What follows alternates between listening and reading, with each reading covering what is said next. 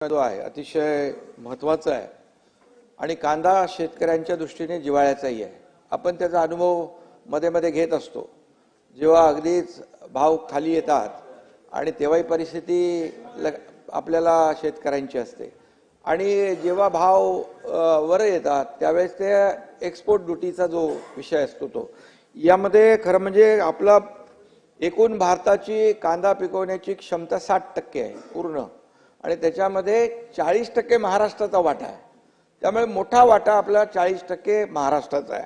आणि यामध्ये मध्ये जेव्हा असा प्रसंग आला होता त्यावेळेस देखील आम्ही पियुष गोयल आणि यांना सांगितलं की बाबा ही अशी अशी परिस्थिती आहे, आपल्याला याच्यामध्ये मार्ग काढला पाहिजे। आणि त्यावेळेस भुजबळ साहेब 5 लाख मेट्रिक टन कांदा केंद्र सरकारच्या माध्यमातून खरेदी केला गेला, ही वस्तुस्थिती आहे। त्यापूर्वी 40% एक्सपोर्ट ड्युटी होती। मग आपण जेव्हा विनंती केली त्यानंतर 20% एक्सपोर्ट ड्युटी झाली भुजबळ साहेब।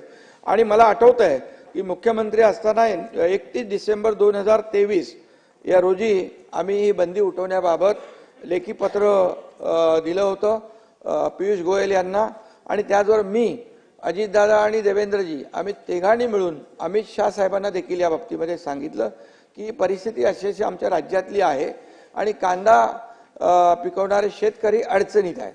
आणि त्यामुळे आपल्याला मी एवढंच सांगतो, जास्त आता याच्यामध्ये चर्चा करून उपयोग नाही, हा केंद्र शासनाशी निगडीत आहे आणि म्हणून यामध्ये एकच आहे। दुसरा देखील आपण एक उपाय त्यामध्ये एक काकोडकर समिती आहे याच्यामध्ये कांदा नाशवंत पीक असल्यामुळे ते जास्त टिकलं पाहिजे म्हणून इरॅडिशन केंद्र देखील आपण समृद्धीच्या आजूबाजूला देखील करण्याचं त्यांनी सुचवलं।